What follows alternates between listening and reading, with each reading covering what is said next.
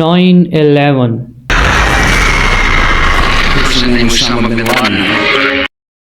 21st century की सबसे बड़ी न्यूज़। इस एक दिन ने पूरी दुनिया के मुसलमानों की ज़िंदगी हमेशा के लिए बदल दी, जिसमें एक तरफ दुनिया की सबसे बड़ी सुपर पावर अमेरिका थी,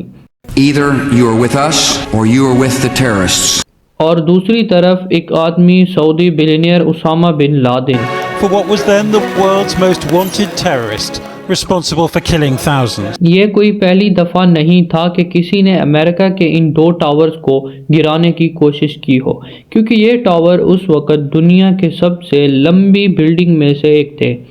एंड विदाउट एनी डाउट, क्योंकि ये बिल्डिंग्स दुनिया की सबसे मशहूर बिल्डिंग्स थी, क्योंकि इस बिल्डिंग के अंदर और आसपास ऑलमोस्ट 500 हॉलीवुड मूवीज़ बनाई गई थी। तो जो भी इन बिल्डिंग्स को गिराना चाहता था, उसे अच्छी तरह पता था कि जब न्यूयॉर्क के ये वर्ल्ड ट्रेड सेंटर की बिल्डिंग्स गिराई जाएंगी तो ये आने वाली दुनिया की सबसे बड़ी न्यूज़ होंगी। जैसा कि अगर आज फ़र्ज़ कर लिया जाए, अगर आज बुर्ज खलीफा को गिराया जाए तो जो आज न्यूज़ बनेगी सेम वही सिचुएशन समझ लें। आज से 24 साल पहले दुनिया की सिचुएशन ये थी, सोवियत यूनियन टूट चुका था और चाइना की इतनी औकात नहीं थी। उस ज़माने में तो अमेरिका दुनिया का one and only super power मानी जाती थी, जिसकी ताकत को चैलेंज करने वाला दुनिया में कोई भी नहीं था। लेकिन अचानक एक आम से दिन 11 सितंबर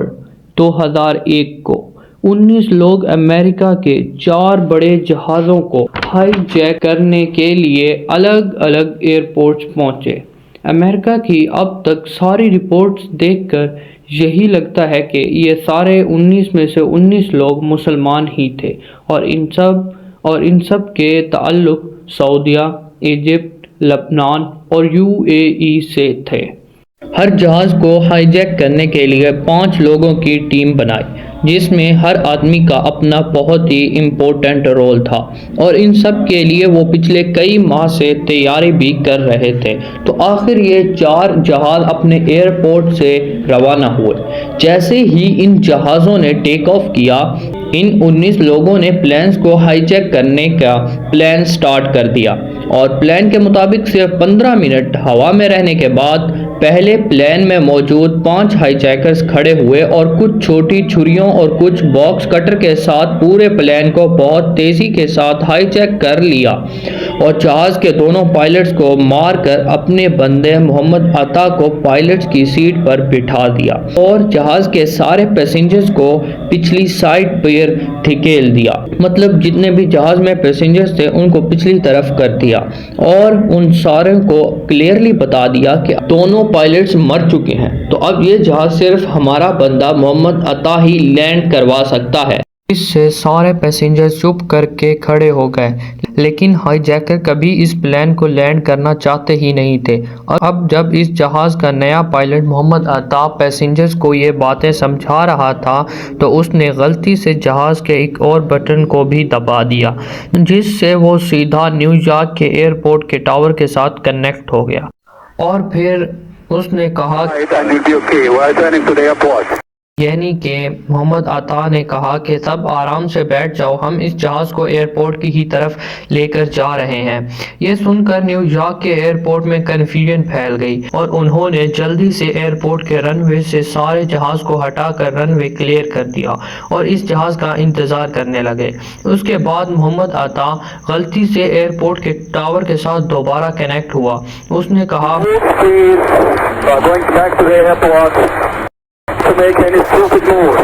मतलब कोई इतना रिलैक्स कैसे हो सकता है? इतने खतरनाक मिशन में इतना रिलैक्स कैसे हो सकता है? ये जहाज पहले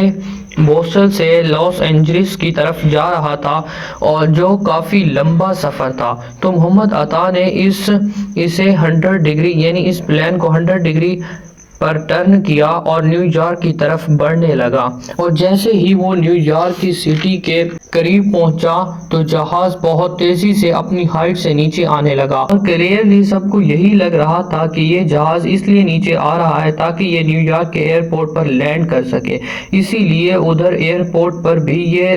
دیکھ کر سارے لوگ اس جہاز کے انتظار کرنے لگے، لیکن بہت وقت گزر جانے کے بعد بھی جہاز نہیں پہنچا، اور ایئرپورٹ میں سارے لوگ خاموش تھے کہ آخر یہ جہاز گیا کہاں۔ تو آخر کسی نے انہیں آ کر بتایا کہ یہ جہاز ورلڈ ٹریڈ سینٹر کی بلڈنگ کریش کر چکا ہے۔ اب صرف ایئرپورٹ والوں کو ہی پتا تھا کہ اصل میں یہ ہوا کیا ہے، لیکن امریکن میڈیا کو اس بارے میں کچھ نہیں پتا تھا، اسی لیے ہر نیوز چینل نے اسے ایک بہت بڑا ایکسیڈنٹ کہہ کر براڈ کاسٹ کرنا سٹارٹ کیا۔ اس سب کے دوران امریکہ کے پریزیڈنٹ جارج فلوریڈا میں بچوں کے ایک اسکول میں بیٹھا ہوا تھا، تو ان کے سیکرٹری نے آ کر خاموشی سے انہیں اس انسیڈنٹ کے بارے میں بتایا۔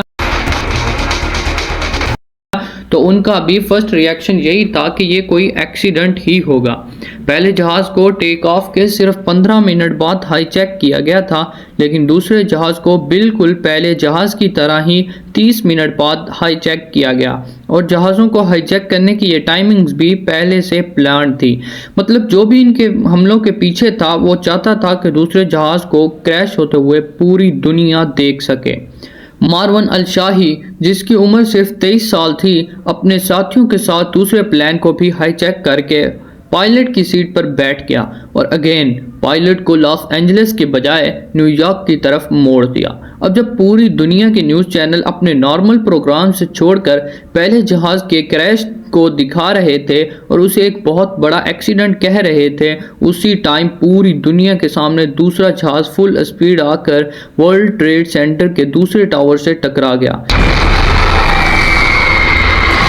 جسے دیکھ کر پہلے تو لوگ تھوڑا کنفیوز ہوئے، لیکن پھر آہستہ آہستہ سب کو سمجھ آ گئی کہ یہ سب کوئی ایکسیڈنٹ نہیں بلکہ حملہ تھا۔ اور اگین امریکن پریزیڈنٹ کے سیکرٹری نے آ کر ان کے کان میں دوبارہ یہ بات بتائی اور کہا، Mister President, America is under attack. اس کے بعد American army full high alert ہو گئی اور ملک کے سارے جہازوں کو لینڈ کرنے کا حکم دیا، لیکن ابھی بھی 2 جہاز ایسے تھے جنہیں یہ لوگ ہائی چیک کر چکے تھے، اور کسی کو پتا نہیں تھا کہ ان دونوں جہازوں کا اگلا ٹارگٹ کون سا ہونے والا ہے۔ تھرڈ جہاز کو ایک سعودی سٹیزن ہنی ہنجور اڑا رہا تھا۔ اس نے جہاز نیو یارک کی طرف ٹرن کرنے کے بجائے امریکہ کے کیپٹل واشنگٹن کی طرف ٹرن کیا، اور جیسے ہی وہ واشنگٹن کے قریب پہنچا وہ اپنے جہاز کو بہت ہی نیچے لے آیا اور جہاز کی سپیڈ فل بڑھا دی، اور یہ جہاز بہت تیزی سے دنیا کی سب سے امپورٹنٹ بلڈنگ میں سے ایک پینٹاگون کی طرف بڑھ رہا تھا، اور دنیا کی نمبر 1 انٹیلیجنس ایجنسی CIA کا ہیڈ کوارٹر بھی وہیں تھا۔ اس جہاز کا پینٹاگون پر کریش ہونے کے بعد پوری دنیا ورلڈ ٹریڈ سینٹر کو چھوڑ کر پینٹاگون کے کلپس دکھانے لگی، لیکن ابھی بھی ایک جہاز مسنگ تھا۔ جب US آرمی نے اس جہاز کی ڈائریکشن چیک کی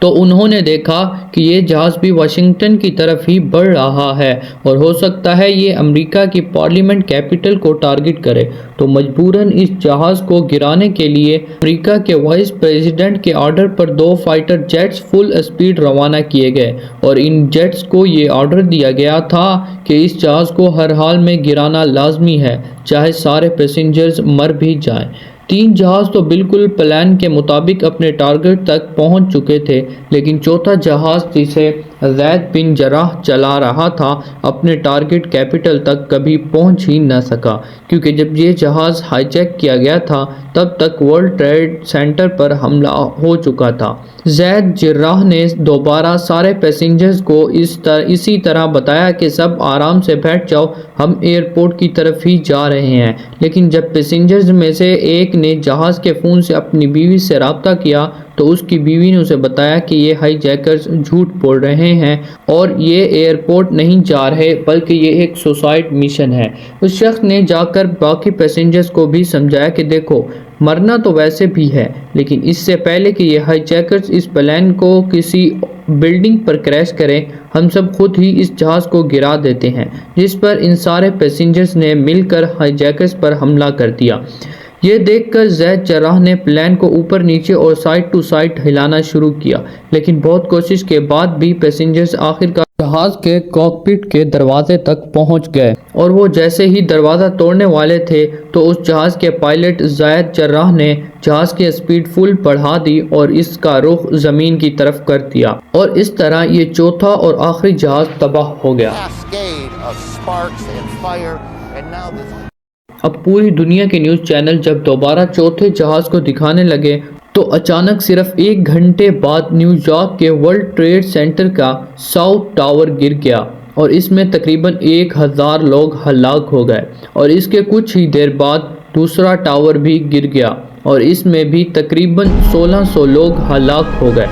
اوور آل 9/11 کے ان 4 حملوں میں 3000 لوگ مارے گئے، جن میں سے تقریباً 200 لوگ ایسے تھے جو بلڈنگ میں لگی آگ کی وجہ سے ورلڈ ٹریڈ سینٹر کے ٹاپ فلور سے چھلانگ لگا کر جان سے گئے۔ لیکن ان حملوں کے کچھ ہی دن بعد محمد عطا، جو اس سارے پلان کا لیڈر تھا، اس کے والد کا ایک انٹرویو سامنے آیا جس میں اس نے یہ سب ماننے سے انکار کر دیا اور سارا الزام اسرائیل کی انٹیلیجنس ایجنسی موساد پر ڈال دیا يحدث هذا الموضوع إلا الموساد کہ اسلام میں ایسے کسی اٹیک کی اجازت ہی نہیں ہے۔ اسی طرح تیسرے اور چوتھے جہاز کے پائلٹس کے ماں باپ نے بھی امریکہ کی رپورٹس ماننے سے انکار کر دیا، بلکہ یہ سارے اٹیکرز کافی امیر خاندانوں سے تعلق رکھتے تھے۔ 9/11 کا یہ حملہ اتنا بڑا تھا کہ اس حملے کے 100 دن بعد تک نیو یارک میں ہر طرف دھول پھیلی ہوئی تھی، اور ان تباہ ہوئی بلڈنگز کے ملبے کو صاف کرنے کے لیے بھی آلموسٹ $1 بلین لگے تھے۔ لیکن پھر بھی ورلڈ ٹریڈ سینٹر کے گرنے سے امریکہ کو اتنا نقصان نہیں ہوا۔ اصل نقصان ان بلڈنگ سے تھوڑی سی دوری پر ایک دوسری بلڈنگ میں ہوا جسے لوگ ہمیشہ بھول جاتے ہیں، اور وہ بلڈنگ تھی نیو یارک اسٹاک ایکسچینج۔ ان حملوں کے بعد امریکہ کی مارکیٹس میں پینک پھیل گیا اور امریکہ کے اسٹاک ایکسچینج کریش کرنے لگے، اور آلموسٹ سارے کنٹریز کے اسٹاکس گرنے لگے، جس میں سب سے بڑا نقصان اٹھایا وارن بفے کی کمپنی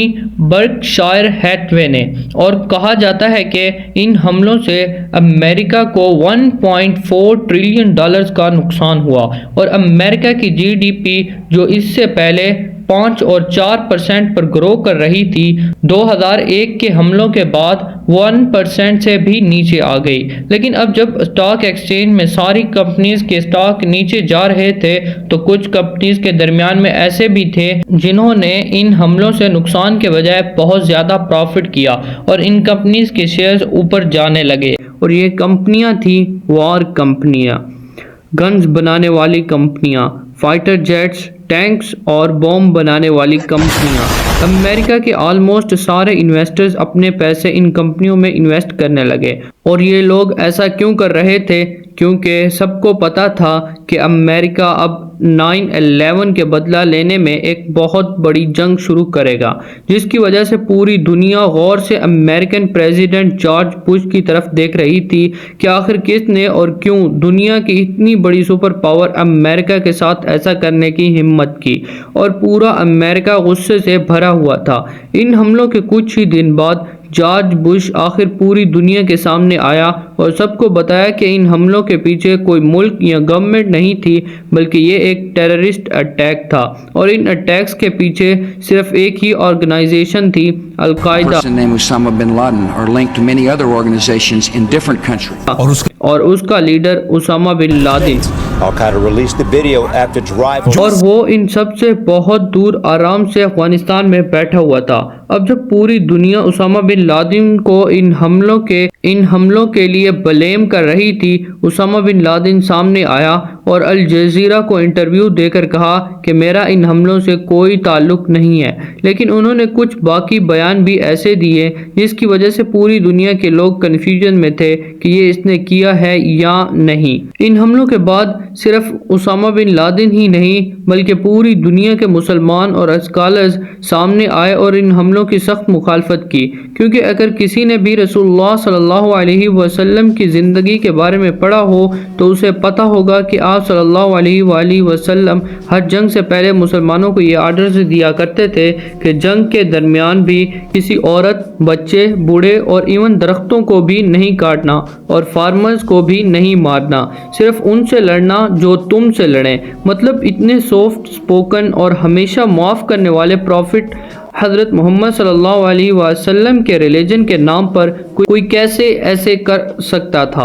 اس لیے ان حملوں کے بعد OIC مسلمانوں کی سب سے بڑی آرگنائزیشن سامنے آئی اور اس نے بھی 9/11 کے ان حملوں کی مخالفت کی، اور ان کے علاوہ مکہ کے گرینڈ مفتی نے بھی یہ بیان دیا کہ یہ حملے اسلام کے خلاف ہیں، اور ایون امریکہ کے دشمن سمجھے جانے والے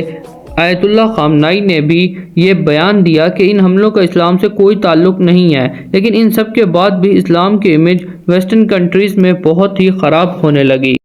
اور اسلاموفوبیا بڑھنے لگا۔ فار ایگزامپل، لوگ روڈ پر حجاب پہننے والی عورتوں کو مارنے لگے، اور ویسٹرن کنٹریز میں بہت سارے مسلمانوں کو جاب سے نکالا گیا اور کچھ مسلمانوں کو تو جان سے بھی مار دیا گیا، اور ٹی ویز پر پہلی دفعہ یہ ڈبیٹ سٹارٹ ہوئی کہ کیا اسلام ایک پیسفل ریلیجن ہے بھی یا نہیں۔ Not a religion of peace. لیکن ان سب چیزوں کے بعد بھی پوری دنیا کے مسلمانوں کا یہی خیال تھا کہ یہ حملے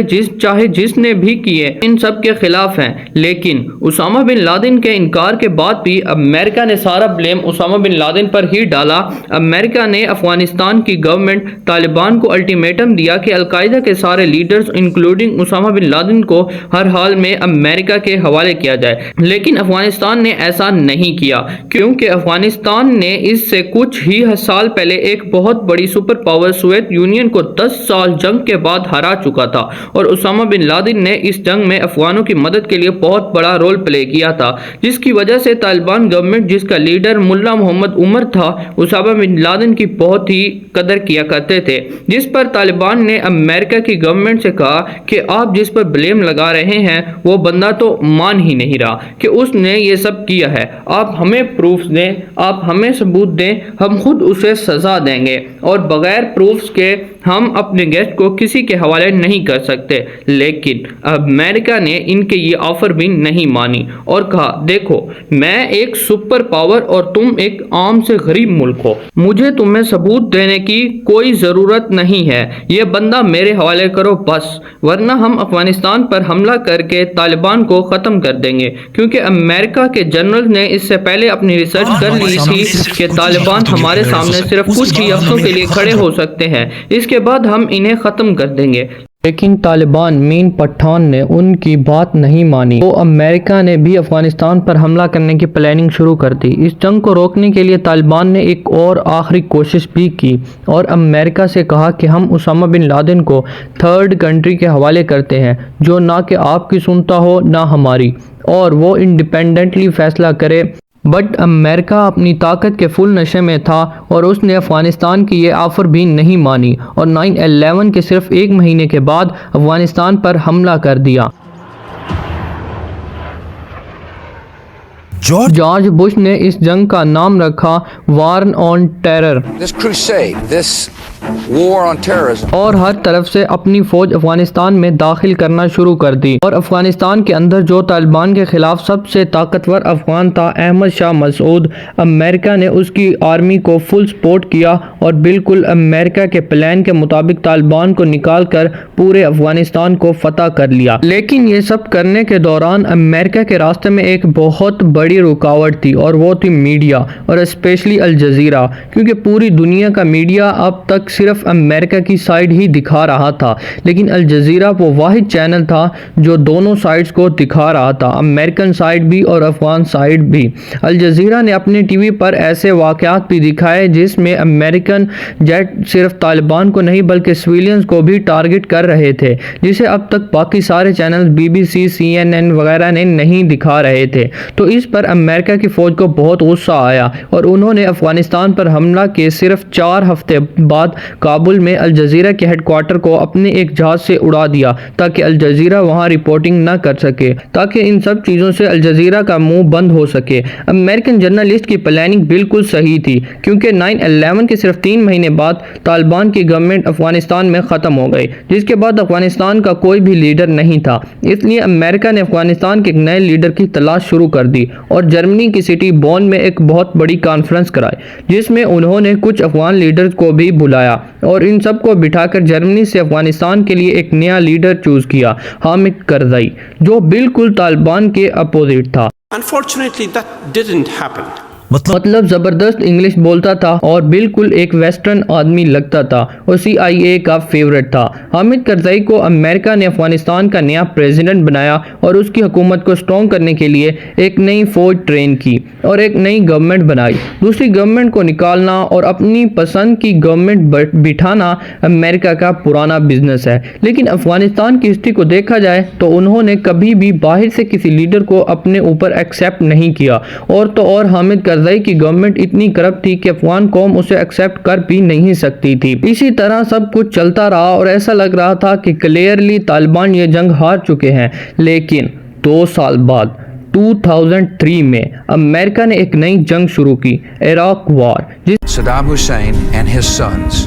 must leave Iraq within 48 جس hours. میں امریکن نے سارا فوکس افغانستان سے ہٹا کر عراق کی طرف جانے لگا، جہاں انہوں نے صدام حسین کو ہٹانے کے لیے ایک بہت بڑا جھوٹ بولا جسے وہ آج خود بھی مانتے ہیں۔ I apologize for the fact that the intelligence we received was wrong. Saddam Hussein کی سٹوری پھر ہم کسی اور ویڈیو میں ایکسپلین کریں گے۔ جب امریکہ کا فوکس افغانستان سے ہٹ گیا تو طالبان نے آہستہ آہستہ ملا عمر کی لیڈرشپ میں دوبارہ ری گروپ کرنا شروع کیا اور امریکن فورسز پر چھوٹے چھوٹے حملے کرنے لگے۔ صدام حسین کی حکومت تو عراق میں ختم ہو گئی، لیکن اس جنگ میں امریکہ نے اتنی بڑی بڑی غلطیاں کی تھیں جسے چھپانا امپاسبل تھا۔ فار ایگزامپل، عراق میں امریکہ کی ایک جیل سے کچھ پکچرز ریلیز ہوئیں جس میں امریکن فورسز عراقیوں کو بہت ہی بری طرح ٹریٹ کر رہے تھے، اور یہ پکچرز پوری دنیا کے میڈیا میں پھیل گئی، جس سے امریکہ کا امیج بہت ہی خراب ہو گئی۔ اور ادھر افغانستان میں طالبان نے بھی یہ امیج یوز کر کے افغانوں کو یہ سمجھانے کی کوشش کی کہ دیکھو یہ سب کچھ ہوتا ہے امریکہ کی جیلوں میں۔ عراق کے ان ظلموں کی وجہ سے جب جارج بش عراق کے وزٹ کرنے گئے تو وہاں انہیں جوتے بھی مارے گئے۔ اس سے امریکہ کی امیج عراق میں ہی نہیں بلکہ افغانستان میں بھی خراب ہو گئی اور طالبان دوبارہ مضبوط ہونے لگے۔ اس کے علاوہ طالبان کی مضبوطی کا ایک ریزن یہ بھی تھا کہ افغانستان بہت ہی ایک ٹرائبل سوسائٹی ہے، اور جب بھی امریکن فورس کسی ایک افغان کو مارتی اور اس کی ساری فیملی اور قبیلہ طالبان کے ساتھ جا کر مل جاتا، تو اس طرح افغانوں کو مارنے سے طالبان کمزور ہونے کے بجائے اور سٹرونگ ہوتے جاتے تھے، اور ان کے نمبرز بھی پہلے سے بہت زیادہ بڑھ چکے تھے۔ اب جیسا کہ اسامہ بن لادن نے 9/11 کے حملے میں انوالو ہونے سے انکار کر دیا تھا، لیکن 2004 کی US الیکشن سے پہلے اسامہ بن لادن کی ایک ویڈیو سامنے آئی جس میں اس نے امریکنز کو مخاطب کر کے 9/11 کی پوری ذمہ داری ایکسیپٹ کی، اور اس ویڈیو میں اسامہ بن لادن نے ان کی 19 لوگوں کے لیے دعائیں بھی کی جنہوں نے 9/11 کیا تھا، اور امریکہ کو ایک وارننگ بھی دی کہ وہ دوبارہ بھی ایسا کر سکتا ہے۔ تب اسامہ بن لادن نے 9/11 کے 3 سال بعد اس کی پوری ذمہ داری اٹھا لی۔ اس سپیچ کے بعد جارج بش دوبارہ امریکہ کی پولیٹکس میں مضبوط ہو گیا اور کچھ ہی دیر بعد الیکشن جیت گیا، اور الیکشن جیتنے کے بعد اس نے دوبارہ فوجوں کو افغانستان میں اسامہ بن لادن کے پیچھے بھیجا، لیکن پھر بھی اگلے 4 سال تک نہ اسامہ بن لادن مل سکا اور نہ افغانستان فتح ہو سکا اور نہ طالبان ختم ہو سکے۔ افغانستان کی یہ جنگ جو صرف کچھ ہفتوں کے لیے تھی 9/11 کے بعد 10 سال تک جاری رہی، اور اب جارج بش کے بعد امریکہ کا نیا پریزیڈنٹ بھی آ چکا تھا، اوباما نے آتے اس جنگ کو اپنے وعدوں کے مطابق کم کرنے کے بجائے اور بھی بڑھا دیا اور بھی زیادہ فوج افغانستان کی طرف بھیجی، جس سے وہاں امریکن فوج کی تعداد 1 لاکھ سے بڑھ گئی، اور اس کے ساتھ اوباما نے ڈرون اٹیکس اور ایئر اسٹرائکس کو بھی بڑھا دیا، اور اس کی حکومت میں آخر 9/11 کے 10 سال بعد 2011 میں امریکہ کو ایک ٹارگٹ ملا اسامہ بن لادن کے بارے میں، جو افغانستان میں نہیں بلکہ پاکستان میں بیٹھا ہوا تھا۔ اب اس واقعے کے 2 ورژنز، ایک تو امریکہ اور پاکستان کا ورژن اور دوسرا کچھ سینئر جرنلسٹ کا ورژن۔ اسامہ بن لادن اپنے 3 بیویوں بیویوں، بچوں اور گرینڈ چلڈرن کے ساتھ پچھلے کئی سال سے پاکستان کی سٹی ایبٹ آباد میں رہ رہا تھا۔